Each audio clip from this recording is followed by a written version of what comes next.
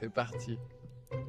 Enregistre. J'enregistre, mais on sait à peine quel est le thème, monsieur professeur Gilbert. Ça êtes-vous de retour à l'école?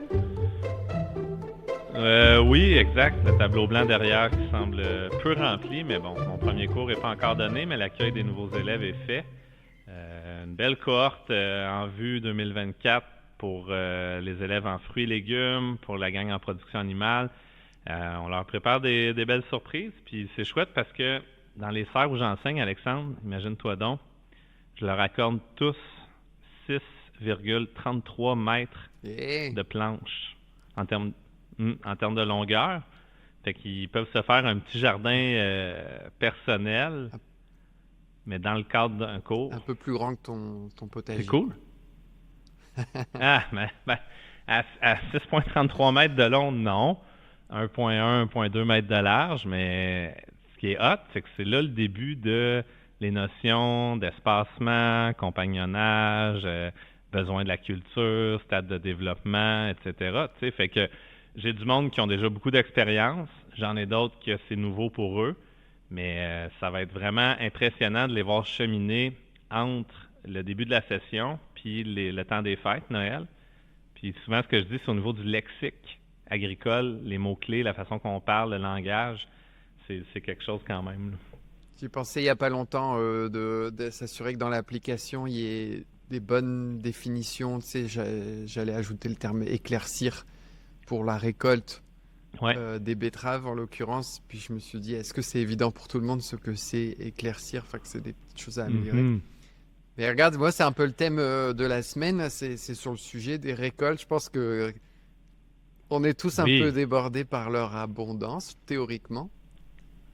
Mais il y a aussi des Mhm. techniques de récolte, je trouve. Genre, quand récolter quoi? La dernière fois, tu nous avais parlé des patates, que toi, tu récoltais un peu au fur et Ouais. à mesure. Puis moi, je trouve que j'ai un peu un mental de je récolte tout d'un coup, ce qui n'est pas idéal.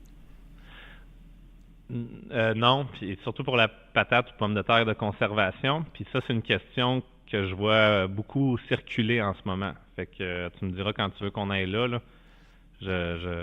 Bah, ou Je lance-toi, me ben lance. moi, mon idée du jour, OK. ou une des deux idées, si tu en as d'autres, ça serait Ouais. un peu les techniques de récolte pour pas être complètement débordé par son Ouais. potager, en profiter. Quoi. OK. Ben, il y a ça, puis sinon, ça peut faire l'objet d'une autre session d'enregistrement la semaine prochaine. Mais quoi faire quand des espaces se vident au jardin, sachant que peut-être les dates de gel arrivent plus ou moins rapidement dans certaines régions. La gestion tardive des mauvaises herbes aussi, parce qu'à ce temps-ci de l'année, les mauvaises herbes, c'est un peu comme les légumes fruits, c'est-à-dire qu'elles ont fait leur cycle de floraison, donc les graines sont en train de mûrir à l'intérieur des fruits. Fait que, tu sais, en fait, c'est ça qui est difficile. Là, on est vraiment fin août, début septembre. Quand tu es prof comme moi ou à la rentrée Ça scolaire, tu sais, repart. c'est quand même une période de l'année où ça repart sur le plan professionnel. Puis c'est là que tu as de la bouffe de prête au jardin. Tu sais, fait que souvent, les gens, ils pensent que début juillet, fin juin, c'est l'abondance. C'est pas qu'il n'y a rien au jardin, mais reste que les légumes qui prennent toute une saison à accumuler des réserves en vue de passer l'hiver, comme la carotte, comme la pomme de terre, l'oignon ou les tomates, qui sont quand même des cultures Mhm. très longues à se rendre au mûrissement. Les poivrons qui chez nous n'ont même pas commencé à changer de couleur encore. Tu vois, c'est là. Mais en même temps, c'est très agréable cette période-là. La pomme de terre, là, tu vois, j'y reviens. Hier, on avait un poulet à faire cuire avec ma fille, un poulet entier. Puis j'étais là, ben, c'est quoi que je mets dedans? Ben, c'était simple, mais la réponse à ma question, c'était carottes, pommes de terre, oignons et ail. Donc, 4 légumes qui viennent du jardin. Fait que le plat cuisiné hier, c'était tout à base finalement de légumes qui venaient de chez nous. Puis si je voulais m'investir plus loin dans l'autonomie alimentaire, ben, j'aurais du poulet de chair, mais là, nous, pour l'instant, on n'a que des poules pondeuses parce qu'on en a plein nos bottes. T'sais. Fait que pour ma fille de 4 ans et demi, le repas d'hier était pas on sort des légumes du tiroir du frigo ou on va les chercher à l'épicerie. C'est on va les chercher dans le jardin, puis on les nettoie, puis on enlève les feuilles au niveau de la carotte. Il faut déterrer les pommes de terre, essayer de toutes les trouver Mhm. aussi. Tu me suis un peu, là. Fait que ça a été une partie de l'après-midi. L'oignon, ben, le stade de récolte, c'est quand que dans le fond, c'est c'est des feuilles, c'est une plante qui n'a pas de tige. Fait que c'est toutes des feuilles qu'on voit. Puis quand il commence à être couché à 50-60% de ta densité de plantation, là, c'est-à-dire si tu regardes 100 individus, tu en as 50-60 qui, les feuilles, au lieu d'être droites, comme ça à la verticale, se couchent. Mais là, à ce moment-là, c'est qu'ils sont prêts. Fait que moi, je les avais déjà sortis de terre.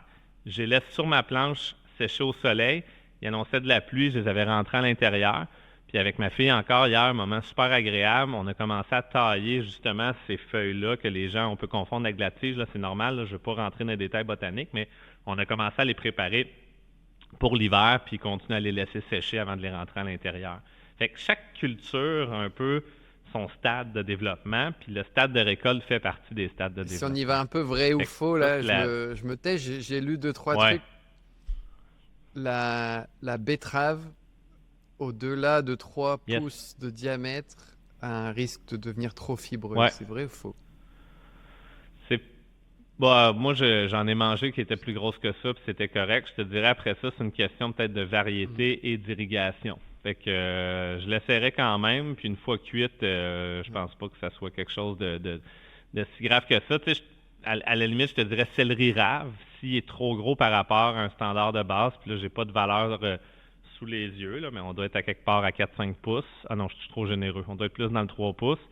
Ben, peut-être que lui va devenir en effet un petit peu fibreux. Les petits pois, même chose, là, Alex, là, quand que, on a plus l'impression que c'est un pois mange-tout ou un pois sucré, puis qu'on voit que les grains sont renflés à l'intérieur, que la cosse, ça commence à être comme un peu plus grosse dodue, ben là aussi, ça doit être plus fibreux. Même chose avec Attends, les je petites fèves. continue. Mais, J'ai comme un ouais, quiz vas-y. en tête. Parce que c'est des vraies questions. Je t'ai vu poster des photos publiques sur la main verte de tes tomates où tu diagnostiques Ouais, avec ou sans pourriture apicale, il me semble. ouais, Mais euh, ouais, toi, les défauts de la tomate, moi j'en ai beaucoup qui sont fendillés. Donc j'essaie ouais. de les récolter un peu plus tôt. Ça, c'est un nouveau. Je sais même pas si c'est une bonne pratique. Et tu sais, je les récolte presque au début de la coloration, un peu trop ferme, puis je les laisse sur le comptoir pour éviter que j'ai et ou de la pourriture ou de petits fendiments. Ça, c'est cool. Bon, la tomate étant la reine du potager, c'est la reine des maladies, la reine des bébites. Fait qu'elle chope plein d'affaires. Tu sais, la pourriture apicale, ça s'est passé au tout début quand que la tomate était jeune. On en a déjà parlé ensemble. Quand elle prélevait son calcium en buvant de l'eau, soit qu'il n'y avait pas assez de calcium dans le sol, ou soit qu'elle n'a pas été capable de boire suffisamment d'eau. Fait que souvent, c'est pour ça que les gens ils disent que c'est relié à l'irrigation. Mais dans les faits, en termes agricoles, on va parler d'une carence réelle, il manque réellement de calcium, ou d'une carence induite. La carence est induite par un manque d'eau au niveau de l'irrigation. Mais quand que la tomate est petite, là, avant même qu'elle soit au stade ou est au stade pois chiche, petit pois, en termes de grosseur, de calibre, là, ça te va? Tu me suis jusque-là? C'est là qu'elle fait cette division cellulaire. Puis entre les cellules d'une plante végétale, ce que nous, on n'a pas, les animaux, c'est une paroi cellulaire. Puis cette paroi cellulaire-là, c'est du calcium, dans le fond, qui fait une espèce de squelette que la plante, elle devient rigide entre ses cellules. S'il n'y a pas de dépôt de calcium, au moment où la division des cellules se fait, que la tomate elle commence à prendre l'expansion, bien, les cellules vont mourir. Ça va faire ce qu'on appelle des nécroses. C'est ce qui fait qu'elle devient noire, c'est comme noirci un peu. Donc, les cellules sont mortes parce qu'ils ne sont jamais réussi à se développer et à rester vivantes. Fait que ça, c'est irréversible. Quand bien même que tu ajouterais du calcium rendu à Mhm. la fin, puis que ta tomate est rendue grosse de même, ou grosse de même. Tu vois, ça, c'est un élève que j'évaluais ce matin, sa fin de stage. Il essayait de m'acheter avec des légumes, là. Pire. Fait que, c'est ça. Mais, mais elle est super belle. Tu sais, tu vois, elle n'a pas tant de défauts, mais elle a du craquement sur le dessus qui doit être une question variétale. Puis ça peut être du fendillement qui est causé au sens plus gros par justement des problèmes d'irrigation, ou des fois du micro-fendillement. Lui, on ne le voit pas à l'œil nu, mais c'est des petites lésions sur une peau très mince, parce que les tomates ont été beaucoup sélectionnées aussi en fonction de l'épaisseur de la peau. Ce qu'on veut, c'est qu'elle soit juteuse. Donc, ta pourriture apicale, il n'y a rien à faire. Une fois que c'est fait, il fallait le faire avant, parce que là, ça fait 2 mois, 1 mois et demi, 2 mois que ton fruit il est formé. OK, mais pour de la sauce à spag, une fois qu'il est mûr, tu peux couper le bout qui n'est pas beau, puis le reste de la tomate, il est consommable C'est quand ça que même. j'allais te demander Tu parce me que comprends, là? vu que potentiellement, à mon avis, le titre de la chronique, ça va être l'art de récolter. On a parlé de Ouais. différentes techniques, mais la tomate, au pire, bon, ouais, en fait, il y en a plein qui sont pas belles. Donc, tu pourrais te dire, mince, j'ai raté, mais t'enlèves les petits bouts, c'est correct, quoi. Ben, ça dépend de la finalité de ce que tu veux faire avec. Ça, ce que je t'ai montré là, pour vrai, là, ça doit être une super tomate à sandwich aux tomates, juteuse et sucrée. Fait que c'est comme ton autre exemple que tu me dis que tu récoltes un peu vert, pas 100% mûr. Mais ce qui fait que ça goûte sucré, c'est le fait de faire mûrir le plus longtemps possible le fruit sur la plante, parce que c'est là qu'elle va accumuler le plus de sucre. OK? Puis c'est ça qui donne beaucoup de goût. Fait que souvent, on entend dire ça, ah, le bio goûte meilleur. Mais souvent, c'est que le Il est bio, récolté à temps, il est hein. récolté juste Mhm. à temps. Fait que, tu sais, le terroir sur une plante annuelle a moins d'incidence que le terroir sur une vigne qui a des racines de 10 mètres de profondeur. Je dis pas que ça n'a pas d'influence, mais la fertilisation en a aussi. L'ensoleillement va jouer pour beaucoup, puis évidemment, les variétés. Donc, c'est pas fou ton idée de la récolter à ce stade-là pour essayer de la laisser mûrir puis d'éviter des problèmes de fendillement. Mais si c'est Au destiné à goût. faire des Mhm. sandwichs aux tomates, c'est moins bon. Mais au goût, je veux dire, une sauce à spag, Alex, là, est assaisonnée, il y a d'autres légumes, c'est plein d'ail, c'est plein d'épices. Fait qu'à un moment donné, C'est ce que j'ai tu sais, fait. le goût vient ailleurs que de la tomate. Ben, c'est ça. La tomate, c'est un peu la matrice de remplissage, finalement, de la sauce que tu es en train de faire. Fait que dans ce contexte-là, oui, il n'y aurait pas de souci. Puis le problème avec les fendillements comme ça, c'est que ça crée une blessure physique qui devient une porte d'entrée pour d'autres problèmes. Admettons les moisissures grises, que son petit nom c'est botrytis, ou admettons des mouches aussi. Fait que c'est sûr qu'en termes de conservation, elle va se conserver moins longtemps du moment qu'elle a une blessure au niveau du fruit. Fait que c'est la même chose avec ta pourriture apicale. C'est la même chose avec l'anthracnose, qui est un autre champignon qu'on a vu souvent. Beaucoup de taches au niveau des feuilles, un petit jaunissement des feuilles, etc. Puis on voit une espèce de petit rond se former sur la peau du fruit. Puis là, ben, à ce moment-là, quand le champignon commence à dégrader le fruit, ben, il y a des risques une moisissure qui veut décomposer finalement cette matière organique-là, ben, s'installe à l'intérieur. Je vais Fait essayer de que, te poser la question différemment pour essayer de faire le tour yes, de la tomate au minimum. Mais tu sais, quand oui, j'ai étudié la conserve à fond, j'ai un peu compris que je pouvais pas suivre mon intuition pour savoir si oui ou non la conserve était contaminée parce que les pires bactéries sont ni visibles ni odorantes. Donc dans le cas de la conserve, on ne peut pas suivre son intuition pour évaluer si elle est salubre ou pas, on est d'accord? Dans le cas de la ouais, tomate, pour la récolter, je ne savais pas si je pouvais suivre mon intuition. Mon intuition me dit j'enlève le bout contaminé, la pourriture, un fendiment mhm, avec la moisissure et autres. Tout ça, c'est bon. Est-ce qu'on ouais. peut conclure que si on suit son intuition pour la récolte de la tomate, c'est correct? Ben, moi, je te dis que oui. Tu sais, une maladie de plante, c'est une maladie de plante, c'est pas une maladie animale. Fait que ça me stresse pas, là. J'ai jamais eu ben, ça doit exister. Je dis pas que ça existe pas. Mais Ouais, je rapidement, comme pense ça, pour aussi. la tomate, il n'y a rien qui me vient en tête de maladie végétale qui finalement se transpose en indigestion intolérable. Tu sais, tu risques plus d'avoir mal au ventre si tu manges de la feuille de tomate ou des feuilles de pommes de terre ou des pommes de terre qui ont verdi, qui sont pleines de solanine. Ça se peut que tu aies un petit mal de Vas-y, ventre, je dans le fond, continue là. sur toutes les questions qu'on a eues à la maison cette semaine. Ah ouais? Mais tu sais, on a eu tellement de récoltes de tout et moins de temps et autres, qu'on a commencé à se dire, bon, bah, les frites, on n'enlève pas la peau des tomates, la sauce tomate, on n'enlève pas la peau. Enfin, il y a plein de trucs, en gros, où on s'essaye avec la peau. Bon, sous Ouais, réserve que c'est bien nettoyé et qu'on sait que nous, on ne met aucun pesticide et tout, bien sûr. On est d'accord que exact. un petit blanchiment, au pire, c'est bon. Tu parles de maladies, mettons, fongiques Ouais. au niveau des feuilles? C'est Ouais, laisser la ouais, peau ça sur va. la majorité, par exemple les carottes et autres. Ouais. C'est bon? Ouais, ben, tu sais, oui, c'est plus si c'est un petit blanchiment de fiente d'oiseau qui a passé sur ta tomate. Fait que là, tu veux pas te retrouver avec du E. coli ou de la salmonelle ou, tu sais, là, on Ouais, est ouais, ailleurs dans ouais. le fond, tu sais. Fait que moi, ça arrive. Tu sais, j'ai des carottes des fois un petit peu grugées, probablement par un rongeur qui est passé par là ou un ver quelconque, je l'ai pas identifié. Ben, je coupe le morceau qui est pas beau, puis je prends le bout de la carotte du début, le bout de la fin, puis le petit morceau entre les deux, je le coupe. Puis s'il y a de quoi, même ça, c'est un petit truc, puis c'est la même chose que je fais avec mes oignons. Une fois que mettons, je fais une récolte à 100% d'une planche, là, Toi, comme t'en dans as. l'oignon, là. Puis que je vois qu'il y en a qui sont peut-être Mhm. blessés. Ouais, j'en ai quand même pas mal, puis je suis content parce que cette année, c'est beau, le calibre, il est beau. Bon, mettons que j'en vois qui sont un petit peu blessés ou qui ont un petit peu mauvaise mine versus la balle de baseball, là, qu'elle, je sais qu'elle va passer l'hiver. Je vais peut-être cuisiner rapidement ceux qui sont moins beaux. Justement parce que je me doute que leur conservation va être plus difficile s'il y a une petite insecte à l'intérieur qui a creusé une galerie, qui a créé une imperfection, que quand je vais éplucher l'oignon, ben, je vais l'enlever, cette pelure-là, dans le fond. Fait que même chose avec les carottes. Je vais faire un triage parce qu'éventuellement, moi, je sors aussi de la carotte de conservation pour l'hiver. Mais je vais essayer de faire un tri parmi celles qui sont entières, belles, impeccables, versus celles qui sont un peu maganées, un peu grignotées ici Et et là, dans le c'est bien fond. que tu nous amènes à ce sujet-là, parce que toujours sur le thème de l'intuition, j'ai un peu que c'est aussi quelque chose qu'il faut travailler pour pas dire éduquer. Mais par exemple, Ouais, avant de t'entendre le dire, bon, moi je récoltais mes pommes de terre, puis je me dis, bah, au pire, je les mettrai à conserver. Mais c'est vrai qu'au plus tu les récoltes tôt, au plus la peau est fine, au plus il y a un risque exact. que ça conserve pas. Enfin, l'art de récolter, c'est aussi l'art de développer sa connaissance ou son intuition sur est-ce que ça va conserver dans certains cas, quoi. Exact. Puis là, ben, c'est là qu'on tombe aussi dans les cas spécifiques d'un légume à l'autre.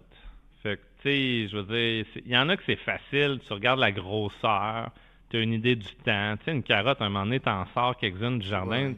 tu vois si la grosseur te plaît, le goût est bon. La betterave, c'est un autre exemple que tu me donnais.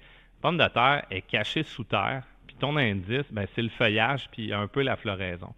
Fait que la littérature, la théorie, ce qu'elle dit, c'est que 2 à 3 semaines après la floraison, on peut commencer à récolter les patates nouvelles parce que tu vas avoir comment dire, une grosseur, là, ce que j'appelle le calibre de récolte, qui commence à être intéressant pour cuisiner.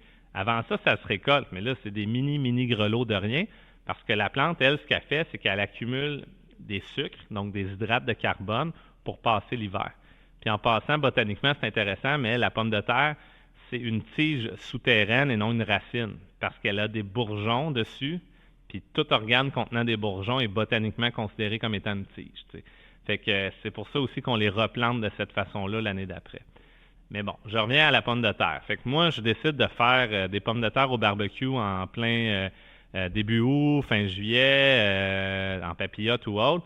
Mais moi, là, rendu là, je vais récolter un plant à la fois en fonction de mes besoins du souper. T'sais, si j'ai 5 à 10 pommes de terre accrochées après le plant, en fonction de y a-tu de la visite ou c'est juste en famille, ça va être suffisant. Mais pour que la pomme de terre, elle se conserve longtemps, parce qu'elle, sa stratégie, c'est pas de se ramasser dans ton ventre ou dans ton caveau, c'est de passer son cycle de vie, donc d'assurer sa descendance. Fait qu'elle, elle va miser dans raffermir sa peau, puis finaliser cette espèce d'hivernage-là en vue. Fait qu'il faut que ton plant soit complètement fané.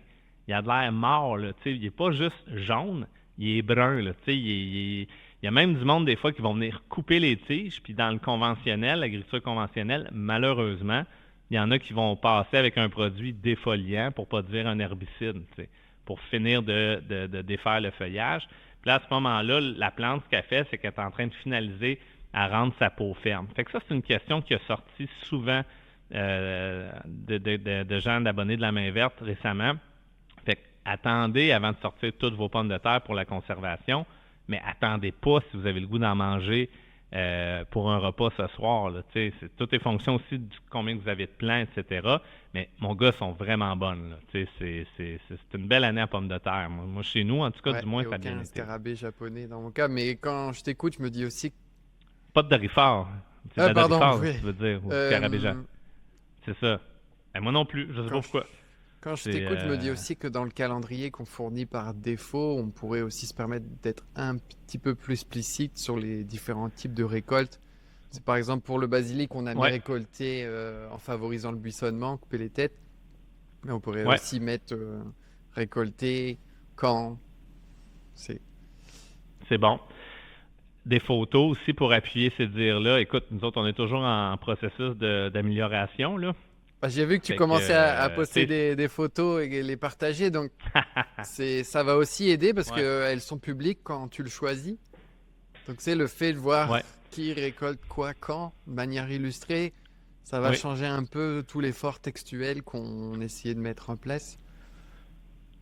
Ben, pour moi aussi, c'est de garder une trace à quel moment de l'année je l'ai fait, puis de sortir un peu de l'intuition que tu parlais pour y aller vers une idée d'ordre de grandeur. Est-ce qu'il y aurait moyen même d'associer cette photo-là au calendrier de l'année prochaine?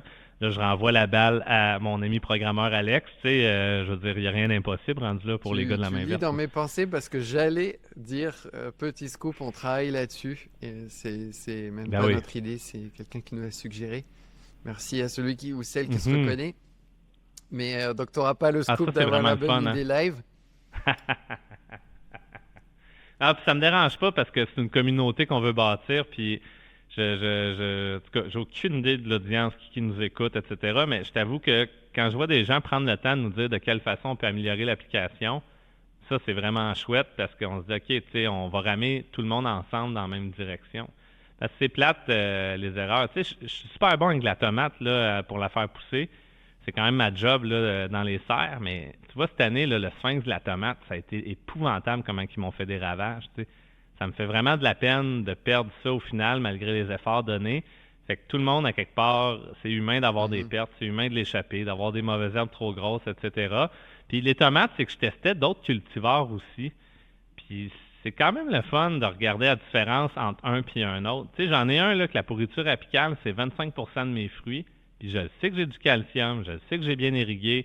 Fait que c'est peut-être un peu d'environnement et de susceptibilité de la variété. Tandis que l'autre à côté, mon gars, j'en ai zéro, là. Tu sais, fait que je me garde une trace. La romaine rayée de la brouette, je sais pas si tu l'as vu, ce fruit-là, là, mais il est beau en tabarnouche, tu sais. Fait que l'année prochaine, au lieu de faire 2, 3 plants, ben, je vais peut-être en faire 5, 10, tu sais, puis venir compléter un peu de cette façon-là. Tu sais, c'est ça. On prend des notes. Tu parlais de notre audience, ça va peut-être être le mot de conclusion parce qu'on sait qu'on doit y aller tous les deux. Mais comme on Mhm. jardine un peu plus quand on passe à la retraite, je sais qu'il y a pas mal de retraités parmi ceux qui nous écoutent. Et en l'occurrence, moi, je vais être un peu un snowbird, pas comme un retraité, mais presque cette année, vu que je m'en vais quelques mois retrouver ma famille en France pour la première fois depuis un bout. Puis c'est pas que tes conseils de conservation sont encore plus importants parce que là, rendu octobre, je change de continent, puis j'ai vraiment envie de revenir et de retrouver mes cultures. Donc, merci pour ça. Ben, ça fait plaisir. Salut Pierre, merci. All right. Salut, Alex.